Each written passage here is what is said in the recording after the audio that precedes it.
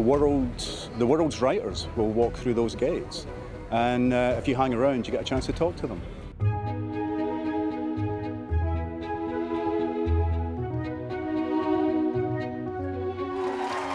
I'm interested in conversations that deal with things that matter, but real, how do we live our lives?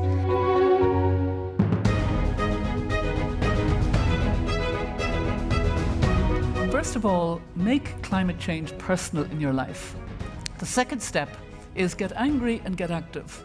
And the third step, and believe it or not, I think this is the most important. We have to imagine this world that we want to hurry towards.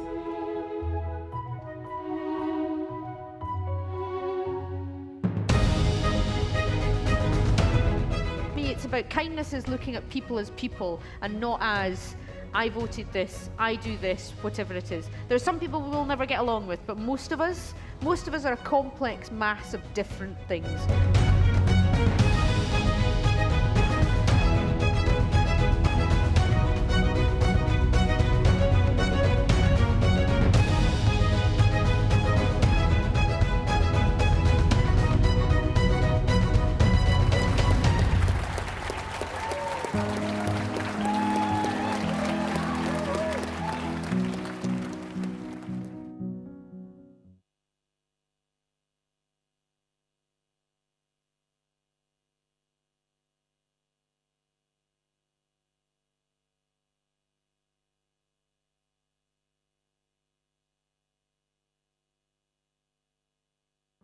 My name is Rajesh Hadi.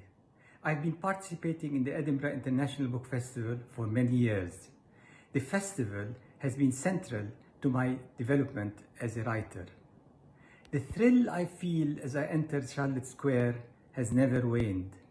I could always count on excellent programming and stimulating discussions.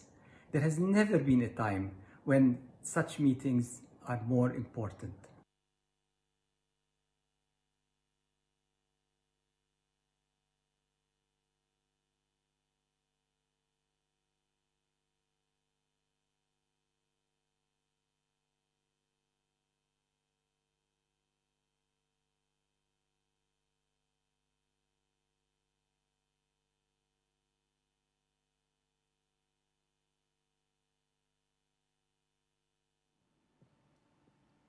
Hello and welcome to the Edinburgh International Book Festival in its online iteration this year. My name's Allan Little, I'm a broadcaster and journalist, and I chair the board of this festival. This is a very special event tonight for two reasons. The first is that it's our annual Frederick Hood Memorial event. We're very grateful to the investment managers Walter Scott and Partners here in Edinburgh for supporting this event every year. It's named the Frederick Hood Memorial event in honour of a young man who worked for Walter Scott and tragically was killed in a skiing accident. Normally, Frederick's family, his brothers and sisters and parents are here to share this event with us. They're here with us online, but not in person. So let's just hear a few words first from Frederick's brother, Ludovic Hood. Hello, my name is Ludovic Hood. My family and I are delighted that the Edinburgh International Book Festival has chosen to proceed with the virtual running of this year's annual memorial lecture named after our late brother Freddie, who died 12 years ago in a tragic skiing accident. Fred, a scholar of history and contemporary diplomacy, would certainly have approved of this year's speaker and topic. Fred read and was inspired by Ambassador Powell's seminal work on the Rwanda genocide. He and I both worked for the United Nations in East Timor, at that time governed by legendary UN envoy Sergio de Mello, the subject of Samantha's second book. And I know Fred would have devoured Samantha's account of her time in government. My family and I are, as always, indebted to Fred's friends at the firm of Walter Scott, who established and continue to support this lovely annual tribute to our beloved brother. And that is the second reason why this is a very, very special event, especially for me, because it's my privilege to introduce you to the author of this remarkable and frankly, quite riveting book, The Education of an Idealist, Ambassador Samantha Power. Ambassador Powell has had a remarkable career, from taking herself off to Bosnia in her very early 20s, where she and I met in the Holiday Inn in besieged Sarajevo. She had almost no previous experience, although that didn't show to me. She then went on to, after a couple of years living in the Balkans, to Harvard Law School, where she wrote a Pulitzer Prize-winning book about genocide and American power in an age of genocide, called A Problem from Hell. She went on to work for a junior senator for Illinois called Barack Obama, and then followed him, of course, into the White House, and in his second term became the United States ambassador to the United Nations. This story, the story of this life, is beautifully told in this book. Central to its journey, I think, is the journey she's taken from the young idealist of the title to somebody who grapples with the realities of power and tests the extent to which her own idealism can stand up to the realities of wielding power. And she wasn't even born in America. She was born and raised for the first 9 years of her life in Ireland. Ambassador Power, welcome to the Edinburgh International Book Festival. I wish we had you here in person, but it's great to see you. You too, Allan. And what everybody should know is that Allan Little was the giant to whom all of us who cut our teeth in Bosnia in our early 20s, or some cases older, but the one to whom we looked up. And I can't tell you what a thrill it is to be here with you and to be doing this in honor of Frederick Hood, who was only getting started, but who had a passionate interest in putting his idealism to use in the world and doing good in the world. So it's a real honor to be here with you and in a discussion named after such an incredible young man. Thank you very much. That's very humbling. Let me start with you in Bosnia.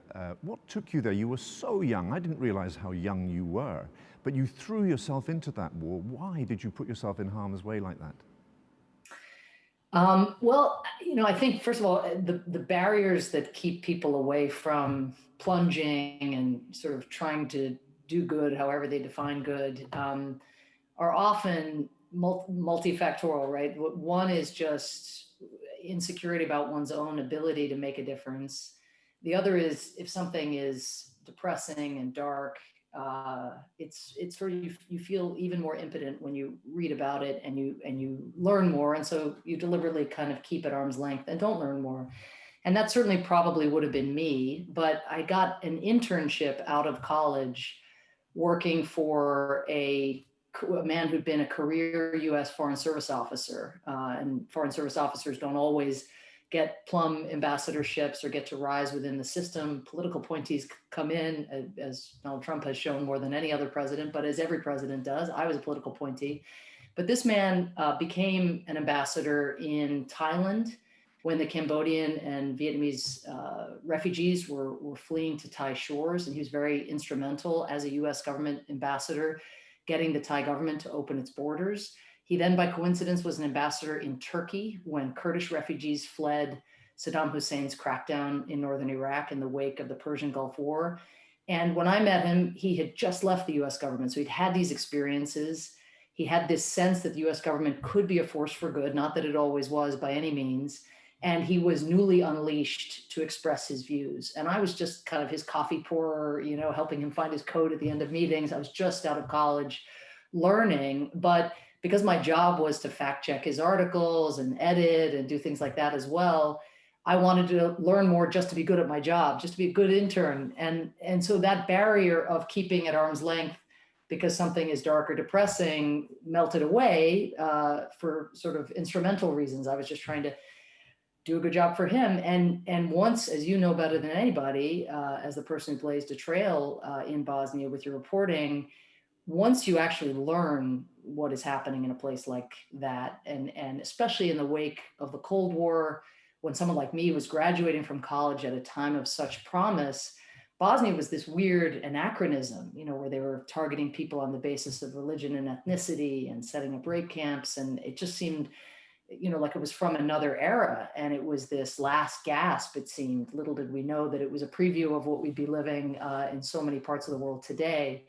But given that it felt so unjust and so out of place with the fall of the Berlin Wall and so much of the progress that was happening, and given that I, just by virtue of working for this guy, I happened to learn more, I then, was hooked.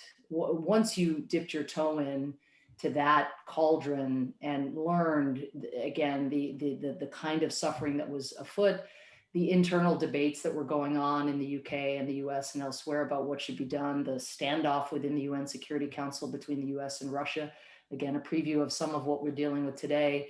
It was so devastating, but also very interesting and very challenging. And so that was what caused me to take the plunge and see whether I could do something on the ground that would be useful. And the experience clearly burned a hole in you that's still with you, and it burned a hole in me. It was, I think I came to think that it had broken my heart in some way and changed me, reshaped me for the rest of my life. I think reading this book, it clearly had that kind of formative, it was that formative experience for you too. How did it shape you, do you think?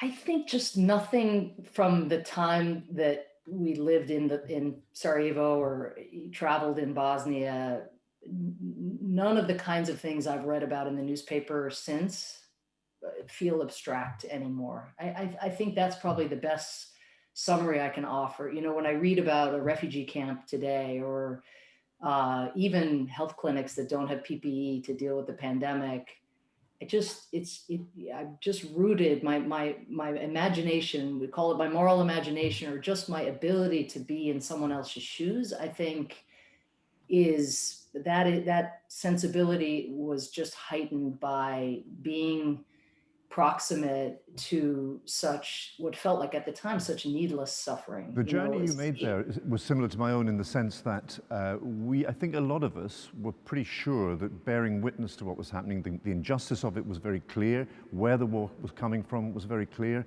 whose fault it was very clear, and we thought we could make a difference. You say here, we wanted our articles to matter and our government's actions to change, but the longer the war dragged on, and I was there for nearly 4 years, disillusion set in. We realized that bearing witness alone was not going to bring the saving action. It was not going to force the Western democracies to intervene to prevent the suffering.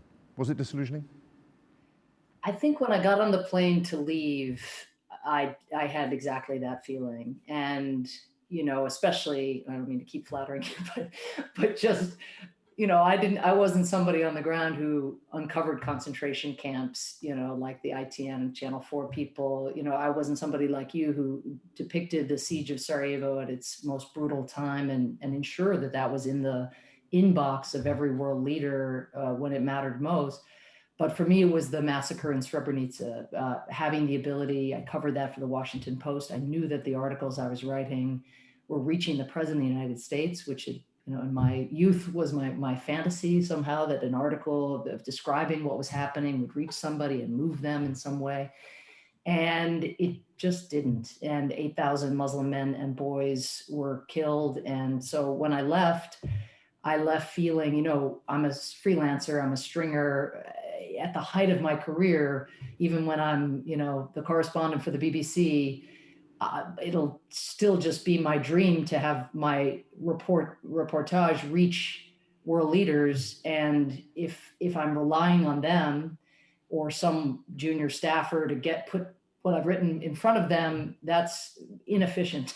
It felt like it wasn't enough. I tried to put myself on a different track. But it was Srebrenica that changed the international policy, and it was America, in defiance of the British and French allies who didn't want the intervention, it was America who forced finally military intervention and ended the war. Was that for you an indicator of the way in which American power could be used to improve things in the world?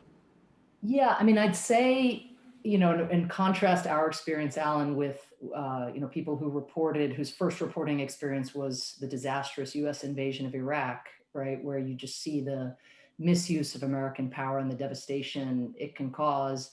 Whereas you and I saw the devastation caused and the hunger that people had on the ground for those planes flying overhead to get involved, to intervene. That's something, my students now, I teach at Harvard Kennedy School and Harvard Law School and Harvard undergrads. they can't even conceive of American power in the terms that you and I sort of understood it, at least in the early 1990s after the Persian Gulf War and in that circumstance. But I had left after the massacre in Srebrenica had occurred, but before the intervention occurred. So I actually arrived at law school, trying to put myself on a track where one day maybe I'd be at The Hague, chasing down Mladic and ensuring at least that the perpetrator of the crimes that we were witnessing ended up behind bars. So I didn't have the experience that some of our colleagues had of seeing all that reporting finally tip the scales. But you asked about the lesson, and just in a nutshell, what I learned when I reported for my first book, A Problem from Hell, about American responses to genocides, and specifically about the aftermath of Srebrenica and the aftermath of the reporting out of Sarajevo about the siege, was that it was the political pressure. It was grassroots and grass tops pressure on President Clinton. It was the future of the NATO alliance and a sense that if it couldn't do this and deal with this problem in Southeastern Europe, how would it have a life beyond the Cold War? It was this other set of strategic and domestic political forces. It wasn't ethnic cleansing or genocide alone. That was, of course, a necessary part of the equation because it's what spawned a lot of that pressure and that sense of frustration. But that was revelatory to me, that it had to have some nexus with some, and it sounds naive even to say that, but with domestic political pressure. And today, when you see whether it's the destruction of the Rohingya in Myanmar, or even what happened in Syria, the domestic political dynamics were very, very different. There was never the kind of same mobilization that you saw in the US and even in Europe as a result of the Bosnia conflict. I want to get onto Syria shortly because you were at the heart of power when some key decisions about American policy over Syria were made. You went to law school, you said, I just couldn't make myself care about the topics we were studying, and you threw yourself into this 5-year project to produce this big seminal book called A Problem from Hell about American policy in an age of genocide. And then, I laughed at when I was reading your attempts to get it published. You couldn't find a publisher. Your original publisher changed their minds, didn't want to publish it. You went round, and it reminded me of a book that I co-wrote with Laura Silva called The Death of Yugoslavia. Publisher after publisher after publisher said no. In fact, one agent in London said to me, are you kidding? A book about Yugoslavia? Who wants to read about that misery? It's on the TV every night and nobody understands it. And you had problems getting it, but eventually you found a publisher and it went on to win the Pulitzer. Tell me about getting that news. There's no bigger accolade in American journalism than winning the Pulitzer.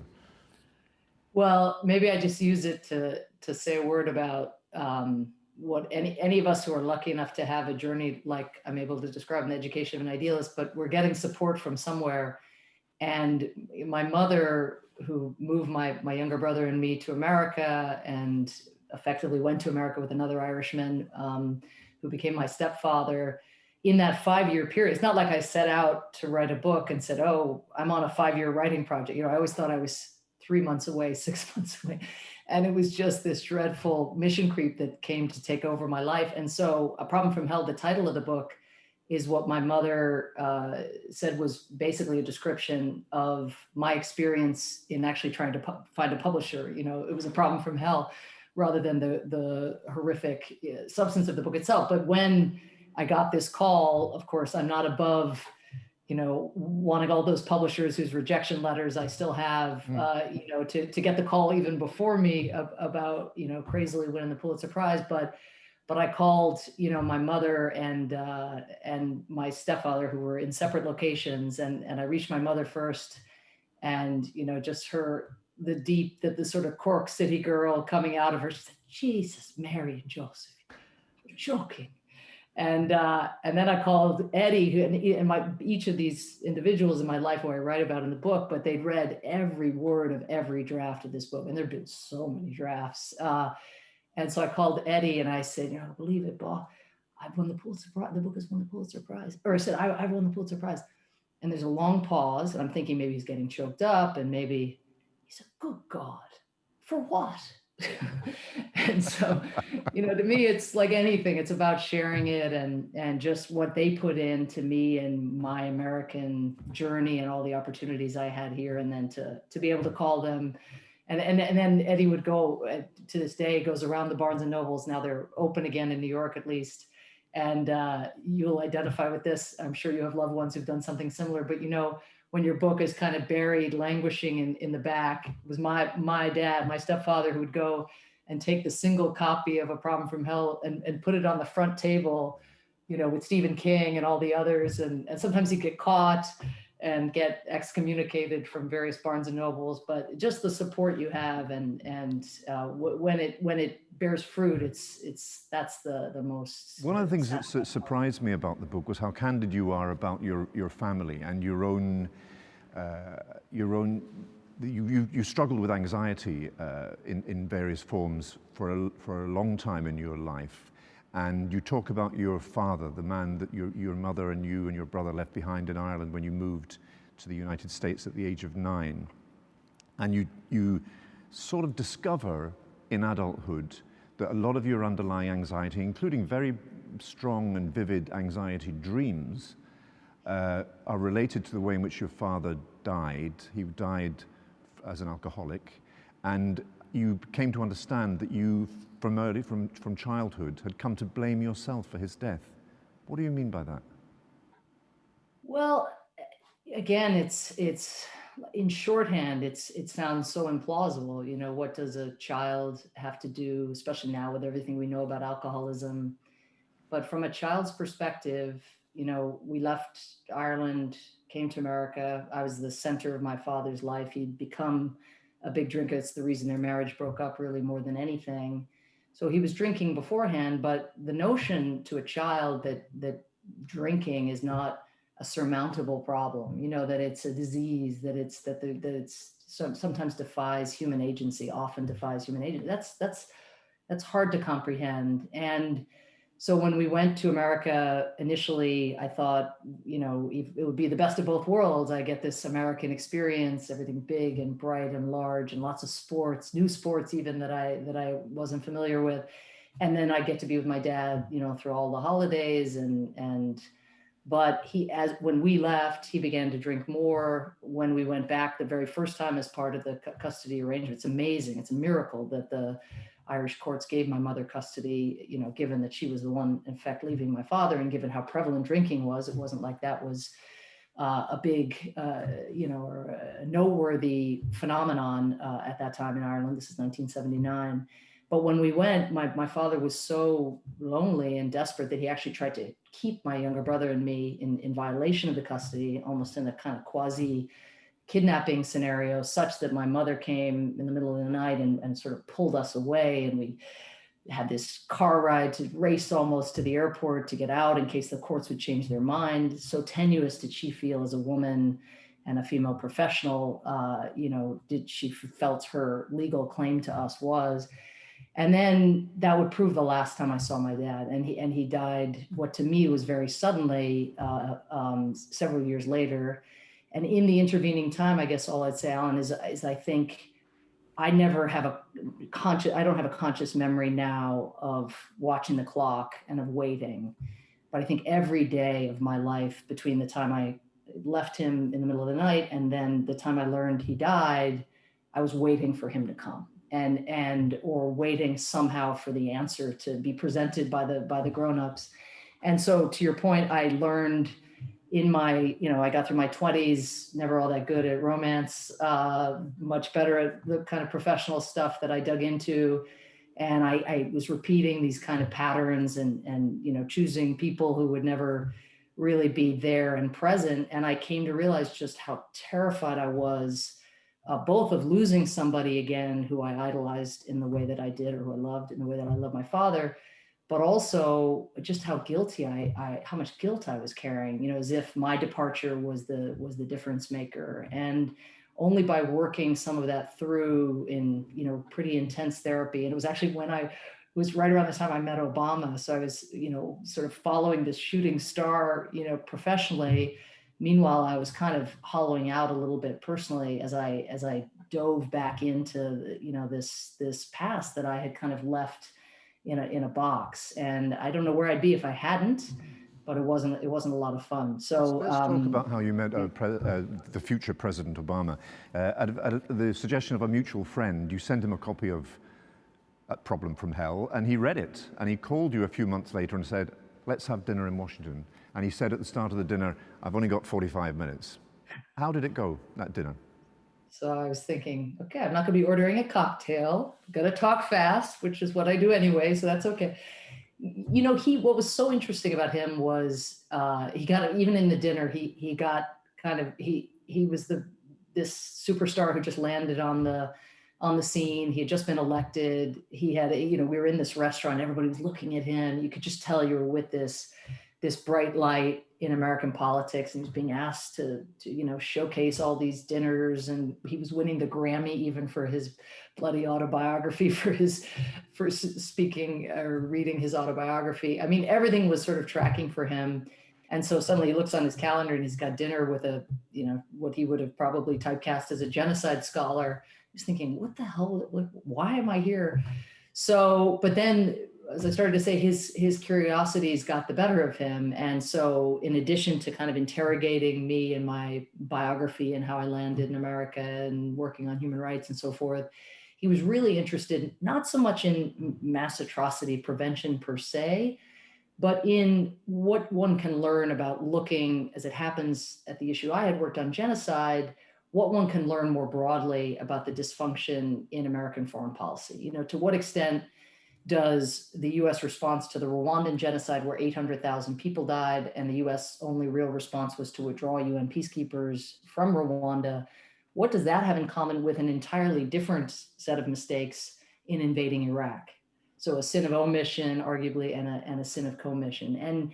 And it boiled down to a discussion we had just about human consequences and how rarely they are taken into account, how rarely the voices and perspectives of people living in the kinds of countries that you've covered or I've covered, how rarely those are kind of present in deliberations. That's why you end up in a situation like the Bosnia one we discussed, where domestic political forces end up being kind of more salient and more relevant in that cost-benefit analysis that policymakers are doing. So I was very struck just how he would go sort of small in order to go big. And also I was struck by how uncircumscribed he seemed by Washington taboos. And I should have known that, because he'd opposed the war in Iraq when virtually the whole Democratic Party was throwing its weight behind George W. Bush in the wake of 9/11, and felt they couldn't, stick their heads up. And he had taken, what was at the time looked like a brave, but also very foolish stand politically. So I shouldn't have been surprised by that. But I think then, having worked with him in the White House, that sense I got at that dinner played itself out on Cuba, on being willing to engage with Iran, even in sending the US military to West Africa to deal with a pandemic. That's not exactly part of the Washington playbook. So I, that was, I think, what impressed me and made me, think, is there something more I can do for this guy? One of the most affecting chapters in the book it's affecting precisely because probably the worst thing that happens to you happens in it, and also the best thing that happens to you happens in it. And that's the trouble you got into over an off-the-cuff remark during Barack Obama's campaign for the Democratic nomination against Hillary Clinton in 2008. You're in Ireland, you're doing a book tour for your second book about Sergio Di Mello, the UN diplomat who was killed tragically in Iraq, and who was a friend of yours, I think. And you gave an off-the-cuff remark, off the record, you thought, to a journalist for the Scotsman newspaper here in Edinburgh. Not holding it against, you see how large a person I've become, that I have not held it against all Scottish people, that it was the Scotsman that caused my career to implode. You called Hillary Clinton a monster, and then the headlines flew around the world. You were leading all the TV talk shows and TV news bulletins in the United States. The way you describe it in the book, it was utterly devastating to you personally. Everything is relative, and I now, of course, have far more perspective. But when you become a global scandal, which I don't recommend, and believe it or not, I'm not even exaggerating. There is a narcissism in villainy. I learned through this process. You do come to think that you're on people's minds in a way that you're definitely not. People are thinking about their own problems, but at the same time, I had just started dating somebody I'd met on the Obama campaign, Cass Sunstein, the writer and author and law professor, and we had started dating. And when the story broke initially in The Scotsman and then on Drudge, first I didn't believe that I had said it because it didn't reflect my view, but I forgot in the early moments that I had lost my temper in front of a journalist. So I had in fact said it. So there was that I had to get through. But I wrote to Cass and I said, I've just done this terrible thing, and it's a huge story. It's a huge scandal. And he struck back and said, I'm sure it wasn't so terrible. And I'm definitely sure it's not going to be a big story. And then he went on his computer and he Googled, and he would hit refresh and Google, kind of every 15, 30 seconds. And it was just, just was going, suddenly it was in Urdu and, Chinese characters. And it was, in Spanish, he'd see my name. And then occasionally they put monster, not in Spanish, but just in English. So he knew it was me. And it was weird. It was just, it's something I don't think that could happen in the same way in today's news environment. But my main concern was, I was a true believer in the Obama campaign, and it was a dogfight at that time in the primary race between Senator Clinton and Senator Obama. And I thought, very much, again, with some of the guilt I talked about earlier hanging over me, my anxiety dreams throughout my life have always been about hurting the ones you try to help, and hurting the ones you love. And here I was, it was crazy. This thing was happening, and Obama's polls, started to dip because he was running a campaign on not engaging in ad hominem attacks. And here his advisor had done this terrible thing. And again, it passed. But at the time, I really thought that I was going to be the cause of great harm to him. So I offered to resign, and initially he took me up on that and said, this is crazy, it'll pass, you'll be fine. But then as the days passed and it still was leading the news in America and beyond, I had to resign the campaign. And it was the first time in my life that I could even remember that I was without a task, without work, without a cause of some kind. Even my sports teams in my youth were my cause, but here, whatever, I was just staring out at a blank horizon.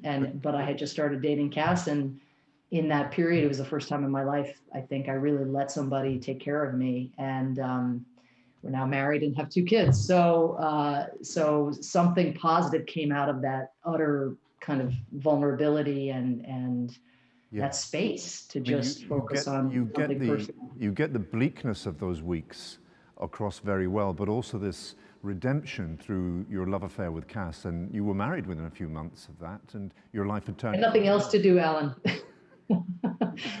Nothing else going on. It was the perfect time for him to propose. But you came screaming back. They didn't knock you out for long, because you went to the White House with Barack Obama, and you say he comes across as quite a funny, engaging companion and friend, because there's one very funny moment where you say Richard Holbrooke, the great American diplomat who we both knew, who sadly died not long ago, he arranged a meeting for you and Hillary Clinton so you could apologize in person, and you told Barack Obama that this was Richard Holbrooke's wedding present to you, and he said, don't most people get toasters? I mean, he comes across as quite a funny, witty companion.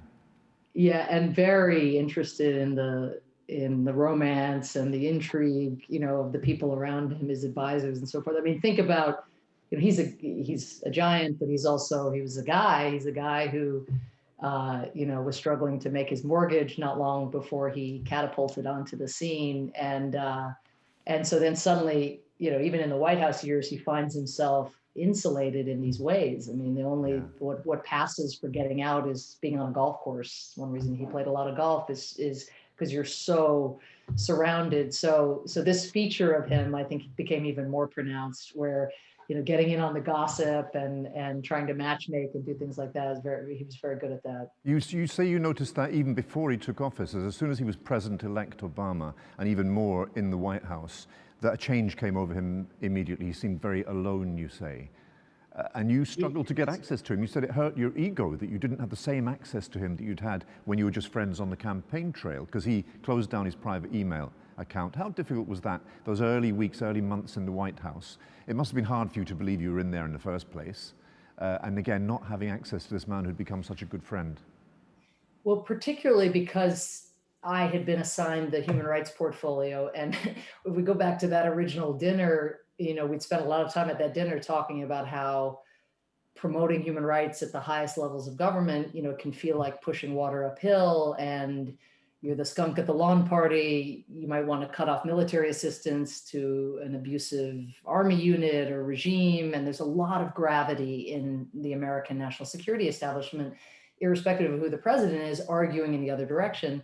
So my hope for making a difference in this job as being human rights advisor stemmed in some measure from President Obama, having my back and this shared recognition, right, that these voices cutting in the other direction, at least raising other factors, that these voices would be heard and be present. And so because he was navigating the withdrawal of US forces from Iraq, figuring out what to do in Afghanistan, but above all, digging us out of the global economic crisis at that time, he had to delegate. And so many of the kinds of bilateral issues, or even, the threats that cross borders, it was going to be surrogates for him who might be chairing those meetings. And I didn't have anywhere near the personal relationships with them that I had with him. So what I described this in the book, but Cass, it was very careful. So we were married by then, and very careful about using government email, which eventually always becomes public.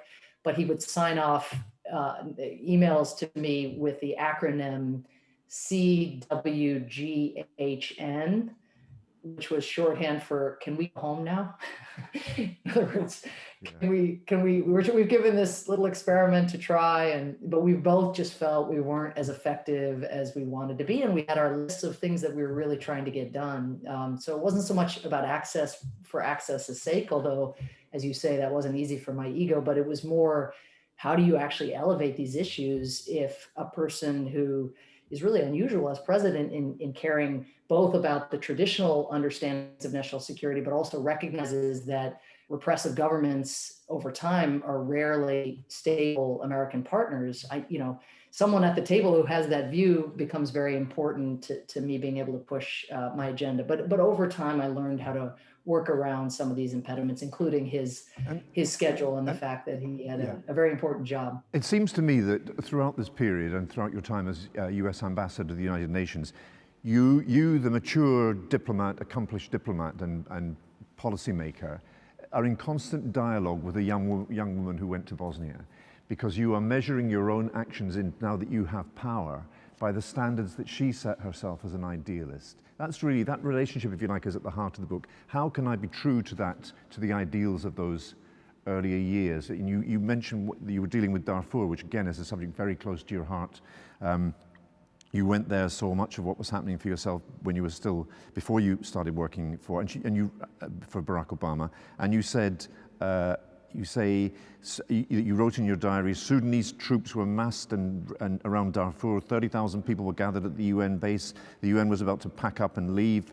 So very reminiscent of Srebrenica, of course. And you write in your diary, and Samantha Power, fine upstander, had no effing idea how to write a decision memo. So there were moments when you felt quite powerless, and you felt you were letting that earlier young woman that you had been down in some sense. Kind of. I mean, I did constantly get asked that question, which was a bit surreal. What would the old Samantha Power say to the new Samantha Power? What would the young say to the old? On one level, what you say about that dialogue is very resonant with me. But on another, I really did have the experience of being kind of, for lack of a better word, my continuous self. What my learning was less about, life is nasty, brutish, and short, and it's so much harder to get things done in the government than I thought. I mean, remember, I'd spent that 5 years interviewing people about how hard it was to even get genocide on the agenda. I'd experienced Bosnia with you and others, not like Bosnians, but at least bearing witness to what was happening. And so I didn't come in wildly optimistic about the agenda that I was pushing, but I think that the passage you read, which again, I didn't say effing, of course, in my journal, I spelled it all out, but as I want to do, but I think that's a perfect passage actually in enshrining what was more the dilemma, which was, I have to get better at this. Like, I don't know what I don't know how to use these tools. I know what I want. I know that Darfur is as important to me today as President Obama's human rights advisor as it was when I was working as a journalist and uncovering a mass grave with my friend John Prendergast in the desert. I'm the same person. I'm carrying the memories of that. They don't go away. They don't fade. But learning how to write a decision memo, learning how to find allies in the Defense Department or in the intelligence community, you know, figuring out where you can find allies in Europe, because remember, the Obama years also coincided with the human rights agenda retreating a little bit, or receding, at least on the European kind of priority list, even as it remains something very important in terms of entry to Europe. A different question entirely about whether you want to sanction Chinese officials or how quickly you want to lift sanctions in Burma.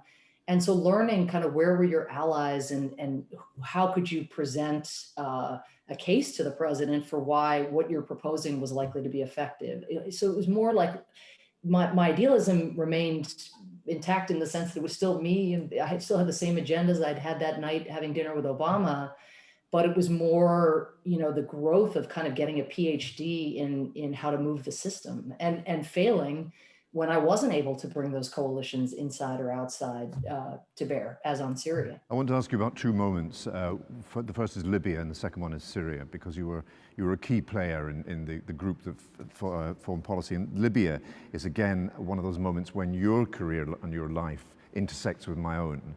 And you describe a key meeting. You were angry when you learned that Britain and France proposed a no-fly zone when the Libyan people had risen up against Gaddafi, and he was preparing to send troops down to Benghazi and really cause mayhem. And we know that lots and lots of Libyans would have been killed as Gaddafi retook control of parts of the country that he had lost. Britain and France wanted a no-fly zone. You and Obama thought that was, quote unquote, a turd sandwich, is the expression you attribute to President Obama.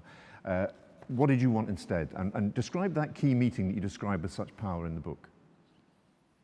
Well, what I wanted is what everybody wanted, which was, of course, a negotiated settlement of some kind where Gaddafi would stay the hand of violence and the protesters would get to exercise their voice peacefully. But in the period we're talking about, Gaddafi showed no interest in that, and it was just the violence that he was employing, the militia that he was sicking on protesters was just escalating by the day. And the British and French proposal, it had an expressive feature, and this is very common. This is actually the Trump administration's specialty, is expressive foreign policy that will, like, ripping up the Iran deal is about showing you can rip up the Iran deal rather than actually achieving a set of national security objectives. So in that instance, I think there was, good intentions behind it, but Gaddafi wasn't really using air power, as you know well, to carry out the killings that were going on of protesters. It was more ground forces. So my view was, and it was something that President Obama embraced, was proposed by many people in the room, but was that if we could mobilize an international coalition of the kind that protected the Kurds in northern Iraq in the wake of the first Gulf War, and if that was something that the UN Security Council, meaning Putin's Russia, would get behind or allow to go through, that in order to avert a massacre, that would at least be a way of freezing things in place without that massacre occurring so that those political talks could occur. The freezing of things in place occurred. Russia did go along with it with Putin's blessing, shockingly, because that's the kind of operation that Russia had shown great skepticism toward. The whole world was really united behind it. There was some concern, of course, because anytime you use military force, it's so dangerous and it never deals with root causes. But what didn't happen is you didn't see any appetite in the wake of that kind of stopgap mission to engage on the future political transition. And so unfortunately, as that mission extended, the situation on the ground became more and more chaotic. And some of what we see today, although it's gotten much, much worse, the seeds for that were planted in that lengthy period before Gaddafi had fallen, but as the conflict intensified with NATO bombing overhead. So you hit Britain, France, America, Italy, I think were all involved in the coalition. Now, it intersects with my own life because I had been sent a few days before that meeting that you describe with such power in the book to Tripoli. and by an editor who said, the Americans are against the no-fly zone, nothing's going to happen, it's going to be quiet, just go and mind the shop for a few weeks, you won't have to work too hard. And 48 hours later, the policy was in place, and the day after that, the bombing started. And you know, you were in your early 20s or mid-20s when you decided to give up being a war correspondent. I was in my 50s by now, and I'd lost my father a few months earlier, and it was a moment for me when I thought, what right do I have to keep putting my family through this, especially my widowed mother and my siblings and my wife? And it was a turning point for me. And you have had those moments in your own career between, especially in the early days, but also throughout, the pressures on you as such a high-powered working person, but also as a young mother. I mean, it's exactly, and it's that question that we often don't ask ourselves, right? Often it's gravity that propels us, or in the case of high stakes diplomacy, when I was UN ambassador, you know, I don't know if I'd call it an addiction, but certainly it was incredibly meaningful to be representing the United States and to feel like you could mobilize a coalition, you know, get countries to give beds or doctors to West Africa, and that could help avert Ebola deaths. I mean, it was an incredible privilege to be a part of that. And at the same time, I had 2 kids while I worked at the White House in Obama's first term. And by the time I left being UN ambassador, it wasn't taking risks of the kind that you described, you know, being deployed to war zones. We would go overseas, and we did do risky things like go into the heart of the Ebola pandemic and so forth, but nothing like you know, what I used to do when I didn't have the protection of the U.S. government. But it was just the cost of being away from your kids as a mom just weighed on me. And one of the stories I tell in the book is being on a call with Secretary Kerry about Russia's invasion of Ukraine, and we're trying to figure out which sanctions make sense and will have the most influence. And my son, Declan, who's I think 7 at the time, comes up and tries to get my attention, is kind of tugging at me. And every parent has had that experience of, you know, no matter what the context is, and I'm shooing him away and just saying, I just got to finish this call. And, you know, kind of, you know, trying to be coherent at the same time. I'm trying to be gentle, but also trying to push him out of the room. And he stomps off, as so many kids have, as I probably did as a kid as well, you know, mouthing off. But in his case, this really hit me, but he left the room saying, Putin, Putin, Putin, Putin. When is it ever going to be Declan, Declan, Declan, Declan? And that was just, I was like, oh, it's good. The time has to come soon. And even as we hope that those of us who believe in a humane America again, and a diverse and inclusive America, and a more equal America, and an America that leads in the world again, we're rooting for Vice President Biden. And I personally would love the opportunity to serve, but I know full well the trade-offs involved for my kids, and you know, my kids, they're still rooting for Biden, but I think you know, they're very ambivalent about an election coming already, you know, for this reason. I wanted to get onto Syria. I'm not going to hog the questions now. It's an important question, but we're running out of time, and I want to get to the audience questions. So the first one comes from Carol T. Has the USA's position internationally as, in your words, a force for good, been irreparably damaged by the current administration? And how will a Biden administration act differently? Thanks. I mean, first, to be clear, I think, you know, Allan and I described the context in which we were watching NATO planes fly overhead and hoping that either through diplomacy or through them getting involved, that somehow they bring this war to an end. But we didn't think the United States was only a force for good. I mean, I don't think anybody can be blind to just the kinds of mistakes that U.S. leaders have made, or even we talked about Libya, we didn't talk about Syria, but, you know, people look to the United States, and the United States often disappoints expectations, for sure. And any war, Latin America in the Cold War, you know, you name it, there's an awful lot that has happened in the name of U.S. national security that has been harmful to people abroad. But the force for good point comes about, and hasn't the necessity of there being leaders for good in the international system, that need is greater now, I think, than at any point since the end of World War II. With China's rise, with them propagating a very different model of leadership, one that would leave the state deciding who has rights and who doesn't and what those rights are, one that would censor speech, lock people up on the basis of their religion. That's the leadership model that Trump's retreat from human rights, from alliances, from international leadership, that has hastened the rise of that model. And so I think the questioner used the word irreparable. The hole that a Vice President Biden would inherit if he became president is even bigger, so much bigger than the one that Obama inherited with the financial crisis and in the wake of the invasion of Iraq. But the need for democratic countries to come together and what the collective action problem that exists on the international stage when there is no first mover means that I don't think any of us can afford to let it be irreparable. That is, the work has to be done to restore trust, to nurture alliances, to establish a set of shared interests, even with those countries with whom we disagree vehemently, like China, and where we have where confrontation is inevitable in some sectors. There still has to be scope for carving out areas of cooperation given the nature of global threats.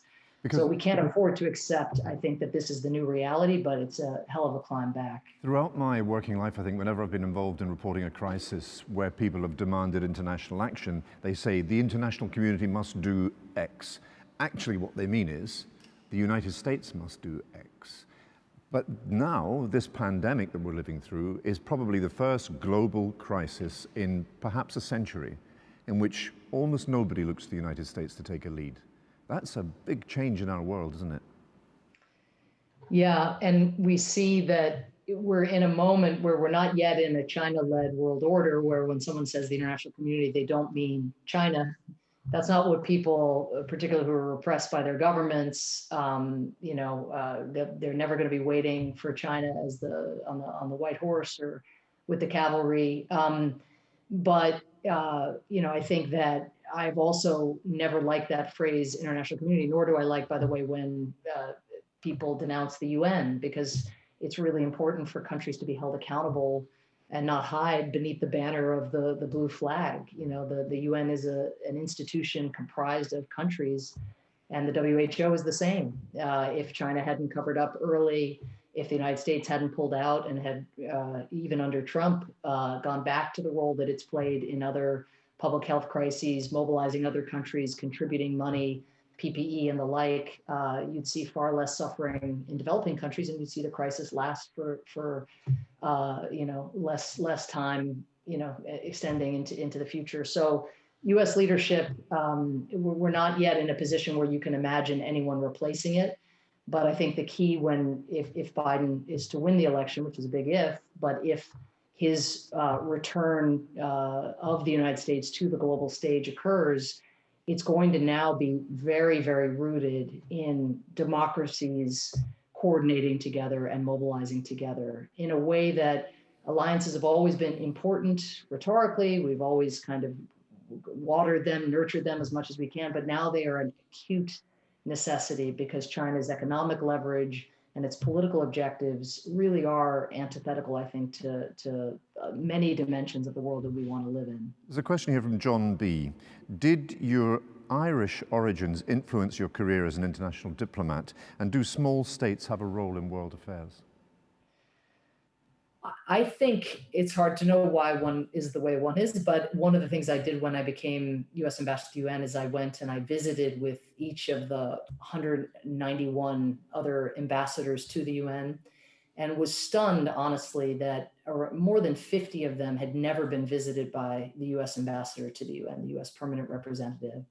And I love they're so-called courtesy calls. And this wasn't going to their countries. This was like a very modest thing to have set out to do, is just to travel throughout Manhattan, to visit with my colleagues and learn what was on their minds and where they come from and how had they grown up. And I mean, the stories, and I write some of these stories in the book, but, meetings with small island states who are potentially going to become extinct, the countries themselves becoming extinct.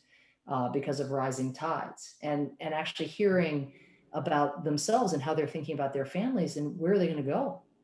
How are they going to get visas in a world of increasing walls and thicker borders? And just imagine you're not even an emitter and your country's about to be submerged and you can't get a visa to go live anywhere. Imagine what that would be like. And so would I take those visits and take those kinds of experiences on board if I myself couldn't imagine a small country like Ireland, either in its history or in the present, being felled by some crisis that a superpower didn't pay attention to? You know, I don't know, but I know that the most effective diplomacy one can do is one where you put yourself in the shoes of others, and to see America from the inside on the outside at once, if you can kind of retain the discipline to do that, is so important, because America is a bull in a china shop, right? Often not even noticing what it's knocking over in its wake, and yet it is also a catalytic force that can mobilize coalitions, and no other country has that juice. And hopefully it's a juice that America can get back on behalf of worthy causes. This is frustrating because I've got so many more questions from the audience as well as myself, but I can see the clock ticking. I did an event here a couple of nights ago with Anne Applebaum, the American writer who you'll know, and we talked about pessimism and optimism. She said, in this day and age, it's irresponsible to be pessimistic, which was a great line, I thought. And I've got a question here from Anita. And she says, and we'll probably have to make this the last question, what keeps you hopeful? The short answer is young people, but the larger answer is the level of activation of people who've never seen politics or public service as their purview.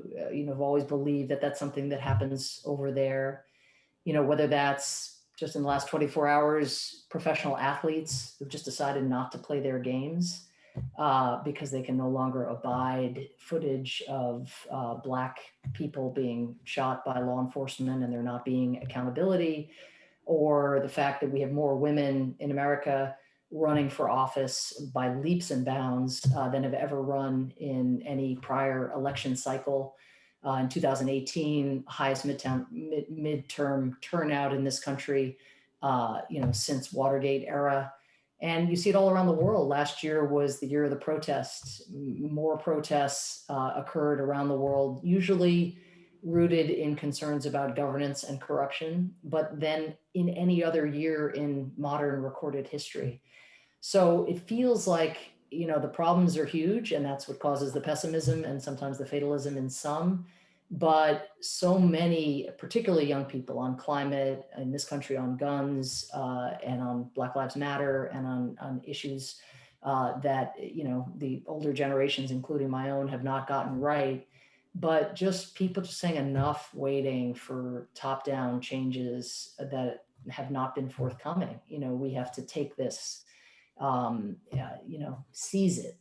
It will not be given. I think that's powerful.